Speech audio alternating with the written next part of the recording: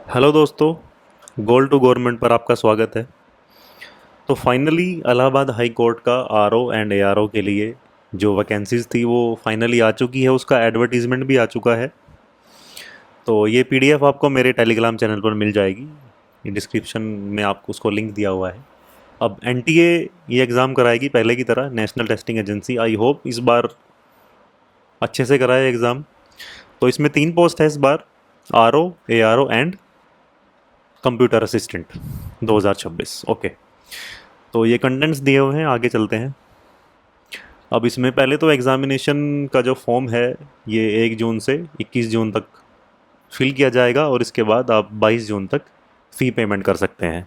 अब फीस बार काफ़ी ज़्यादा है। जनरल एंड ओबीसी के लिए 1200 रुपये, और S C S T E W S of Uttar Pradesh यानी कि यूपी के जो S C S T E W S हैं उनके लिए 1000 रुपये इसकी फ़ीस है। इस बार करेक्शन विंडो भी है। करेक्शन विंडो 2 दिन के लिए, यानी कि 24 जून से 25 जून तक आप इसमें कोई भी एग्ज़ाम फॉर्म में अगर कोई करेक्शन है तो वो कर सकते हैं। अब admit card to be announced, और answer key to be announced, और डिक्लेरेशन ऑफ रिजल्ट, यानी कि ये तो ऑब्वियसली अनसर्टेन रहते हैं, पता नहीं कब आता है। वैसे इसका प्रोसेस काफ़ी फास्ट है, तो आप देख सकते हैं। तो इसका रिजल्ट काफ़ी जल्दी आ जाता है, यानी कि प्रोसेस फास्ट रहता है इलाहाबाद आर ओ का। अब मोड ऑफ एग्जामिनेशन यहाँ पर दिया हुआ है कि जो स्टेज 1 है, अभी आगे एक एक करके डिस्कस करेंगे, स्टेज 2 और स्टेज 3 तीनों का दिया हुआ है। अब आगे चलते हैं। सबसे पहले तो इंट्रोडक्शन हमारे काम का नहीं है, वैकेंसीज़ के बारे में बात करते हैं। तो आरओ के लिए यानी कि रिव्यू ऑफिसर के लिए 138 वैकेंसीज़ हैं। अब ये है एक लेवल 8 की पोस्ट, यानी कि इसकी बेसिक पे शुरू होती है 47,600 रुपये से। तो ये एक काफ़ी हाई वैल्यूड पोस्ट है, और रिव्यू ऑफिसर एक अपने आप में बहुत अच्छी पोस्ट मानी जाती है, स्पेशली हाई कोर्ट्स में तो काफ़ी अच्छी पोस्ट है। अब इसमें इसेंशियल क्वालिफ़िकेशंस के बारे में बात करते हैं, आरओ के लिए क्या चाहिए। तो सबसे पहले तो एक बैचलर्स डिग्री, उसके बाद इन तीनों में से कोई एक, यानी कि डिप्लोमा या degree in computer science from recognised institution और यूनिवर्सिटी, या फिर आपके पास ओ लेवल है, या फिर आपके पास ट्रिपल सी सर्टिफिकेट है। इन तीनों में से कोई एक चाहिए, यानी कि अगर कोई बीएससी सीएस से है तो उसका ये वाला भी फुलफ़िल हो जाता है और ये वाला भी फुलफ़िल हो जाता है। अगर आपकी नॉर्मल ग्रेजुएशन है तो आपकी बैचलर्स डिग्री, और इन तीनों में से कोई एक होना चाहिए, एटलीस्ट ट्रिपल सी तो होना ही चाहिए, ओ लेवल या फिर कंप्यूटर साइंस में कोई डिग्री या डिप्लोमा। अब थर्ड में इन्होंने बोला है कि knowledge of data entry, word processing and computer operation, यानी कि आपको कंप्यूटर चलाना आना चाहिए। 4 नंबर पे minimum typing speed of 25 word पर minute in English typing only, यानी कि इंग्लिश में ही इसमें टाइपिंग होनी है। इंग्लिश को काफ़ी इस बार महत्वता दी गई है, आगे डिस्कस करेंगे उसको भी।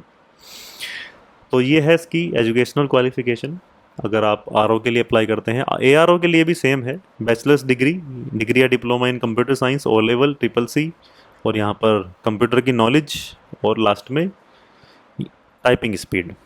इसमें भी सेम है। कंप्यूटर असिस्टेंट के लिए 25 वैकेंसीज़ हैं, एआरओ में 380 इस बार ठीक ठाक वैकेंसी है एआरओ में। ये लेवल 7 की पोस्ट है एआरओ, और आरओ लेवल 8 की पोस्ट है। अब आप देखेंगे कि इसमें बेसिक पे 44,900 और इसमें 47,600, तो इसका ये प्रमोशन वाली पोस्ट ही है, और 2-3 साल में वैसे भी आपकी ये पे हो जानी है 7वें पे कमीशन के अनुसार, अगर आप चार्ट भी देखेंगे तो आगे चलते हैं।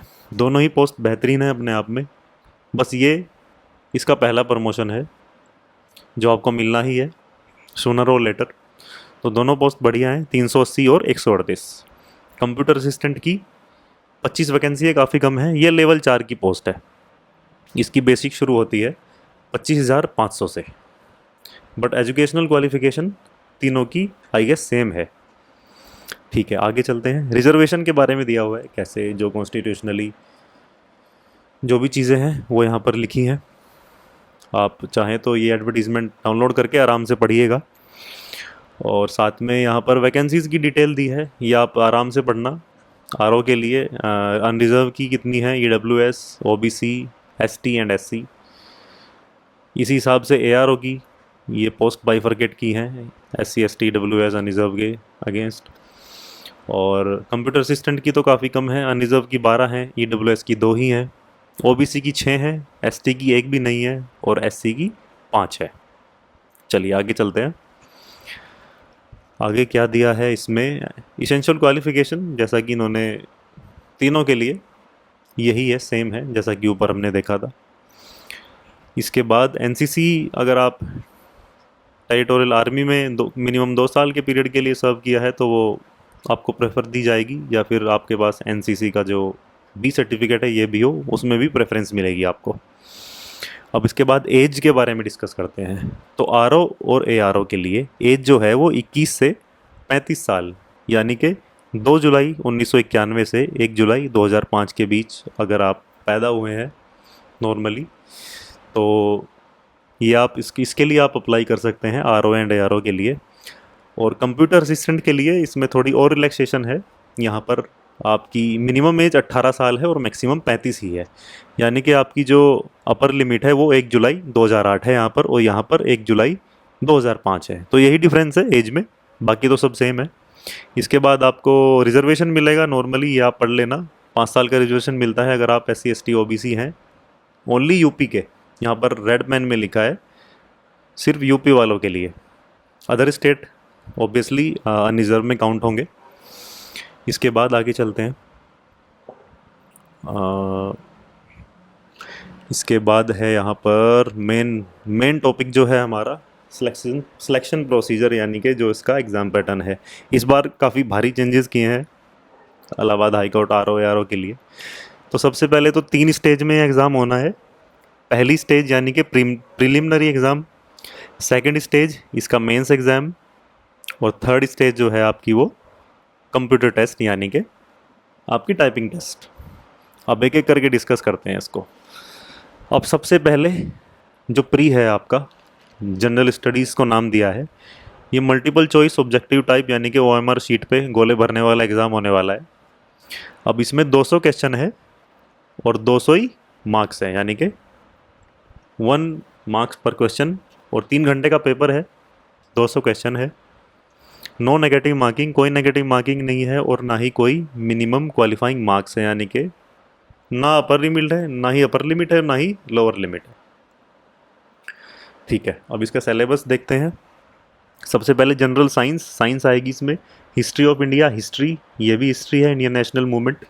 अब polity, economy and culture, Indian agriculture, commerce and trade, population ecology and urbanisation in Indian context.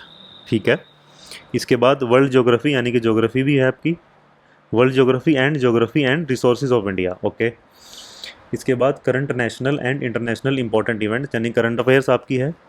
इसमें जनरल एप्टीट्यूड है, साथ में special knowledge regarding education, culture, agriculture, industry, trade, living, social tradition of Uttar Pradesh, यानी कि ये UPG के आप बोल सकते हैं इसको। इसके बाद knowledge of general English and general Hindi of graduation level. अब ये पता नहीं किस लेवल का पूछेंगे, बाकी ग्रेजुएशन लेवल तो काफ़ी हाई रहता है।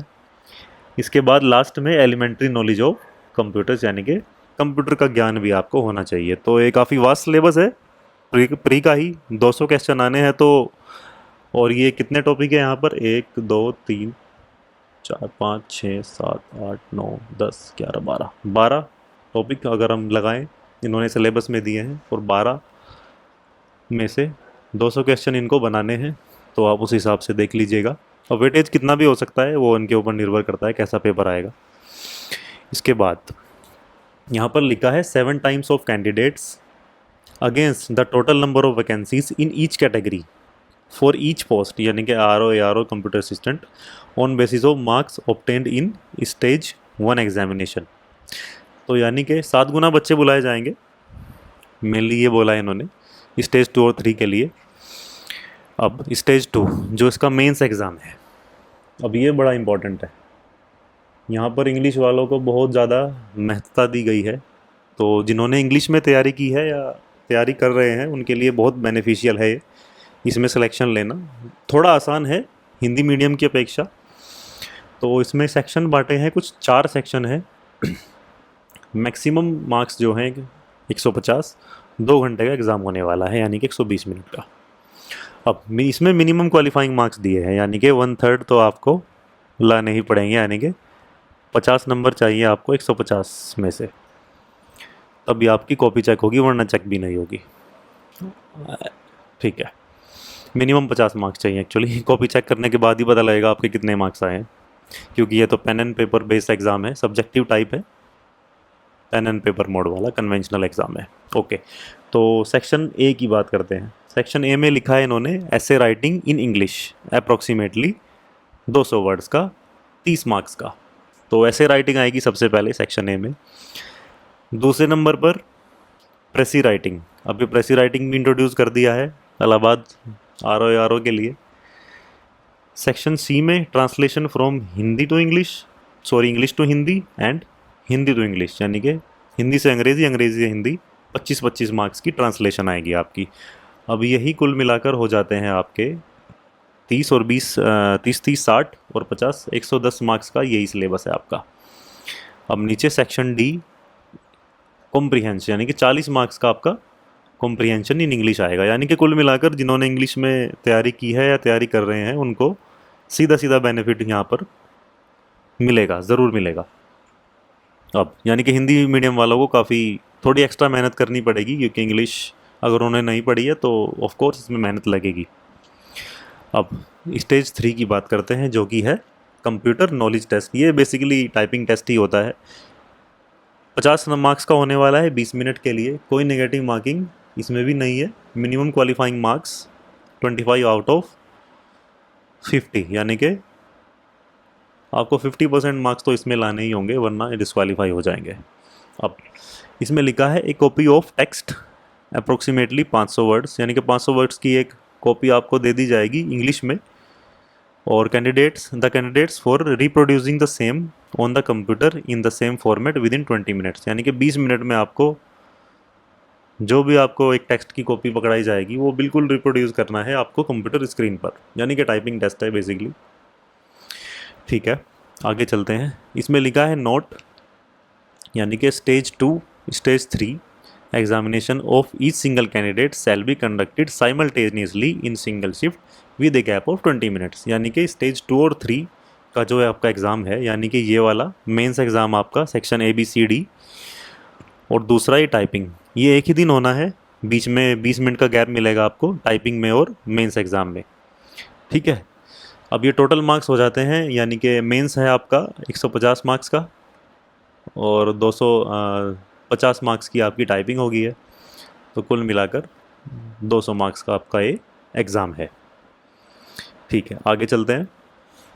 अब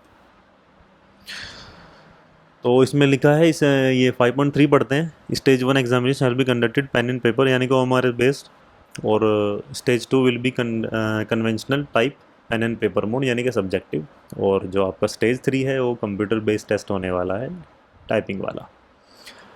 अब आगे चलते हैं।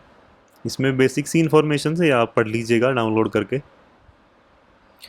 इसमें बहुत सारी चीज़ें दी हुई हैं।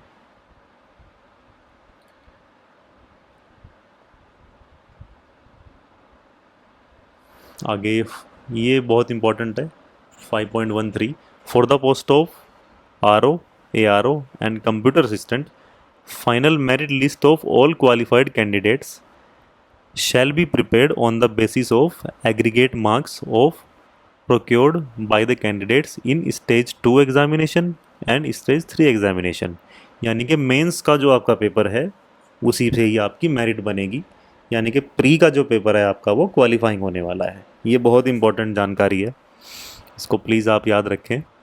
तो प्री आपको सिर्फ क्वालिफाई करना है, और मेंस का जो 200 मार्क्स का जो एग्ज़ाम है आपका उससे ही आपकी सिलेक्शन होनी है। तो मेंस का तो फिर आपको अब तो इंग्लिश आपको ज़रूर पढ़नी पड़ेगी, बिना इंग्लिश के आपका काम नहीं चलेगा, वरना आप सिलेक्शन तो ले ही नहीं पाएंगे। ठीक है, आगे चलते हैं। अब टाई ब्रेकिंग रूल वगैरह है, ये आप देख लीजिएगा। अब इसमें भी सेम मार्किंग स्कीम कैसे क्या होनी है अभी देखना, इसमें आप पढ़ लीजिएगा आराम से। MCQ है, मल्टीपल चॉइस कैसे देंगे, और कितने मार्क्स का कोई एग्ज़ाम होगा, कितने मार्क्स का कौन सा क्वेश्चन होगा, ये सब जानकारी इसमें दी है। आप इसको डाउनलोड करके आराम से पढ़ना। इसमें मिस्टेक्स कैसे काउंट करेंगे टाइपिंग में, ये जानकारी भी दी हुई है आगे। चूँकि ये डॉक्यूमेंट जो है 65 पेज का है, तो आप इसको कृपया डाउनलोड करके पढ़ लीजिएगा। अगर मुझसे कुछ मिस हो गया है तो ज़रूर बताइएगा। तो तब तक के लिए यही आपके लिए जानकारी है। इसको आप डाउनलोड कीजिए और आराम से पढ़िए। मैंने आपको मोटा मोटा बता ही दिया है। तो तैयारी कीजिए, इंग्लिश पे खास ध्यान रखिएगा अगर आपको आर ओ निकालना है। तो ठीक है, तब तक के लिए शुक्रिया एंड नमस्ते।